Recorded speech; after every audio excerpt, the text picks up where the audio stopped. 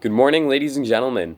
Today we are continuing the series that I've been doing on this channel for the past week or so, and that is going in depth into every lottery team's first round draft pick and talking about what they should do with that pick.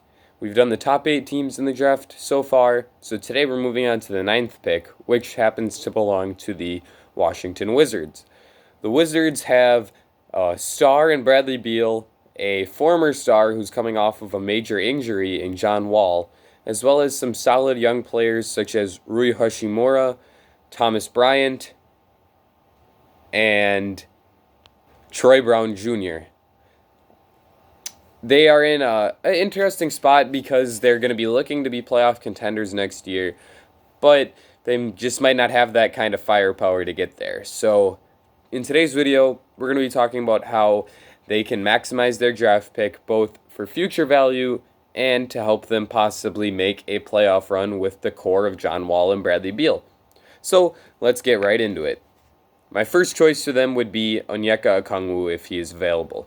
Okongwu profiles as a very good center in the future. He would be playable alongside Thomas Bryant, as Bryant can play a bit of that more perimeter role as he's more of a stretch big, whereas Okongwu would be playing more inside on the offensive end of the floor. He's shown an ability to make good decisions as a passer, and on the defensive end of the floor has shown an ability to switch out and guard on the perimeter a little bit, at least better than other big guys in this draft, such as James Wiseman and Isaiah Stewart and Vernon Carey. However, there are some downsides for Okongwu. He's a bit undersized for the center position, and he has not really developed a jump shot yet. However, that could come with time. I think Okongwu would be perfect for the Wizards because it has been rumored that they're looking to add a big guy, and Okongwu could be a very nice addition for them as someone that could coexist very well with Thomas Bryant, their current center. This is with the understanding that LaMelo Ball will likely be off the board. James Wiseman will likely be off the board. Same with Anthony Edwards and Deni Avdija. But I think that there's a chance that any other player in this draft could fall all the way to the Wizards at 9. So those are really the only 4 guys that are not going to be talked about in this video. My second choice for the Wizards would be Devin Vassell from Florida State. Vassell is a very good wing defender, both on the ball and off the ball. Excellent team defender. Can do some defensive playmaking by forcing steals and can block some shots as well. That can create transition opportunities for his team. On the offensive end, he can shoot the ball well, and he also has a bit of an ability off the dribble. He has one of the higher floors of any player in this draft. The big takeaway with Vassell is his lower ceiling. He could develop into like an above average starter, but he's not going to get much further than that. He doesn't have all-star potential, but there is a very good chance that he ends up being a 4th or 5th starter on a very good team someday. So for that reason, I think that he could be perfect for the Wizards. They need some help on the wing, and Vassell could provide that. He would be the perfect guy to play alongside Beal and Wall as an excellent defender and a guy who can also shoot the ball, especially in catch-and-shoot situations. So I do think that Devin Vassell would be an excellent choice for them. The next option would be another wing, and that's Isaac Okoro. I'm not the biggest Okoro fan because of the huge questions about his jump shot, but I do recognize the greatness in the rest of his game. He can really dribble the ball. He's a good playmaker. He gets to the rim very well. He draws a lot of fouls. His defense is stellar, both individual and team defense, and he's, in my opinion, an even better defensive playmaker than Vassell, as he can force a lot of turnovers and also block more shots. He's a freak athlete, and I think that there's a shot that he becomes a far better player than Vassell, but there's also a chance that he becomes an end-of-the-bench guy due to his inability to have a jumper. We could see him develop in a very similar way to the Timberwolves' Jarrett Culver developed last year. That's someone I see a lot of similarities in his game to, so I do get a little nervous about the jump shot, but other than that, I think Okoro has a chance to be an excellent player, and that's why I have him 3rd on the Wizards draft board. He could also be an excellent fit alongside Wall and Beal for very similar reasons that I listed to Vassell. It's just that his lack of a jumper would lead me to list him under the Florida State sophomore. My next choice for the Wizards would be Killian Hayes. I like Hayes better than I like Vassell and Okoro, and I am pretty close to liking him better than Okongwu. I view those two as really in the same tier of prospects, but I have Hayes so much lower because this is a team that's looking to win now a little bit. They want to make the playoffs, and their two best players are both guards. So I really don't think that Hayes would be a great fit. He wouldn't help them achieve that goal of making the playoffs this year. He could be a franchise player for them a few years down the line, especially if John Wall comes back poorly off of his injury. Hayes could take over as the starting point guard as soon as 2 or 3 years from now. But I just don't think that he's the type of guy that they should prioritize due to their already very solid backcourt. In addition to those two, they have Ish Smith coming off the bench, who is a very serviceable backup point guard. And I just don't think that the need is really there for them to add another guard. Similar to Hayes, my next choice is Tyrese Halliburton, another guard. Halliburton maybe would even be a better choice for them than Hayes because of his ability to play off the ball, so he could play a lot of minutes when Wall or Beal is off the court as the point guard in situations with Beal and the two guard in situations with Wall. He's excellent off the catch and shoot. He's a really good defender. He's a pretty good playmaker.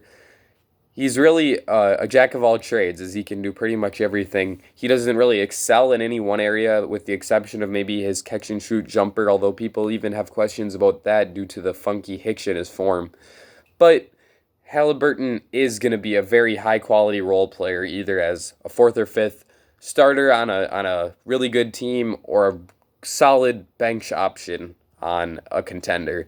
So I would certainly consider him if I were the Wizards, and in retrospect, I would maybe even put him above Killian Hayes due to his fit alongside Wall and Beal. My next option for them would be Patrick Williams from Florida State. This is the first team in the draft that I really think should consider drafting Williams. He's a freak defender. When I talk about defensive playmaking with Okoro and Vassell, there's a chance that Williams brings it to a whole nother level. Excellent rim protector, excellent team defender, excellent on-ball defender. He is probably the best defender in this draft. He's an absolute freak on that end of the court, and he could be an excellent addition for them. However, I'm not even sure if he's playable next season due to his raw offensive game. There's not really anything on the offensive end of the floor that he does very well, but he is a project, and if you're able to work on that project and bring out the best in him, you could end up with a really good player. I wouldn't prioritize him in this draft because he plays a similar position to Rui Hachimura, and he does have some overlaps with Hachimura, but he just seems like such a high potential guy. His ceiling is very high, as like I said before, a guy who could reach all defensive heights. However, the floor is low enough that I just wouldn't want to take the gamble on him when you already have someone playing those forward spots as a part of your young core. That was 6 players right there. There's a good chance, obviously 4 of those 6 players will not be available because they were picking 9th in the draft. I didn't talk about the top 4. So there will be 8 guys off the board, so 4 of those 6 players will not be available. If they aren't a big fan of either of the other 2, I could see the Wizards trading down here. Something like the 14th pick and the 26th pick from the Celtics could make sense. You're not getting that lower quality of player if you're trading down to 14, as you're getting a solid guy like Saddiq Bey, Tyrese Maxey, Precious Achiuwa. All of those are solid options there. And you're also stockpiling another asset with the 26th pick, which you could turn into someone like Malachi Flynn or Xavier Tillman, who could be a role player for you almost immediately. Another option that I thought of could be Steven Adams in the 25th pick. I think the Wizards would have to give up some contracts in order to make that work due to Steven Adams getting paid quite a bit. But if the Thunder are looking to move off of Adams, the Wizards have been rumored to be looking for a starting center, and Adams could be a huge upgrade for them at that position. However, I just don't think I would want to trade all the way down from the 9th pick to the 25th pick to get Adams. I said before he's a significant upgrade, but really, he's an upgrade, but not that big of an upgrade over Thomas Bryant. Bryant is a solid guy. He's a better shooter than Adams, so he can space the floor better, and maybe that's even what you want if you're the Wizards, so I wouldn't do this. However, Miles Turner is a player I would really think about. Once again, I think they'd have to give something up to get Turner, but if the Pacers do want to move up in this draft and move into the first round and get a solid pick, this could be a spot that they move Turner to. Turner would be an excellent fit alongside Wallen Beal as a guy who can space the floor from the center position and also be an excellent rim protector. I'm not sure if the Pacers value the 9th pick in this week draft enough to get rid of this guy, but if they would do it, it's certainly something I would consider with the Wizards. But once again, they would have to give up some other value because Turner's contract would be too big and wouldn't quite fit. Actually, they could probably bring him in, but they would have to let Davis Bertans walk.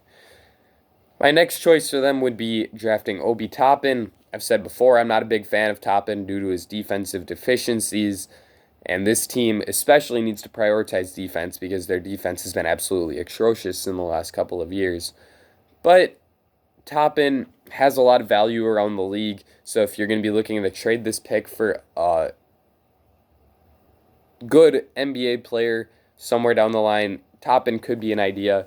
His offensive abilities as a shooter, as well as a freak athlete who can throw down some of the more exciting dunks we've seen in the past couple of years in college basketball, there's certainly reason to think that he could be a very good NBA player, and he probably has higher potential to be an all-star than a lot of the guys I listed over him on this list.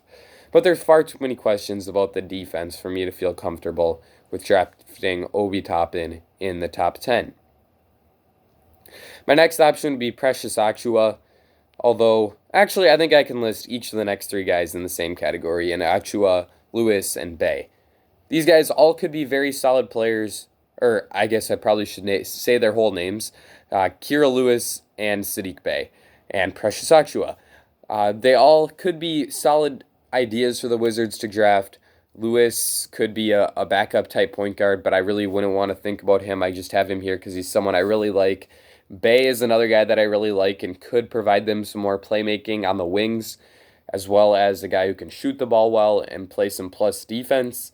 And Achiuwa could be their answer at the big man position as a switchable guy who's a menace on the defensive end of the floor. Has some questions about his decision making on offense, but is going to be an answer for them on defense and a guy who can be an excellent addition on that end of the floor. However, the common trend with each of these 3 guys is you can probably trade down to somewhere in the 12 to 16 range and draft them.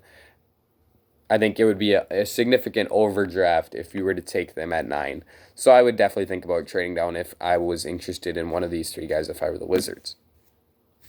Let me know in the comments section down below what you think the Wizards should do with their 9th overall pick. My options would be draft Onyeka Okongwu, draft Devin Vassell, draft Isaac Okoro, draft Killian Hayes, draft Tyrese Halliburton, draft Obi Toppin, trade down, not Obi Toppin, draft Patrick Williams. It would be my 6th choice, trade down 7th, draft Obi Toppin 8th, and then 9th would be Achiuwa, Lewis, or Bey.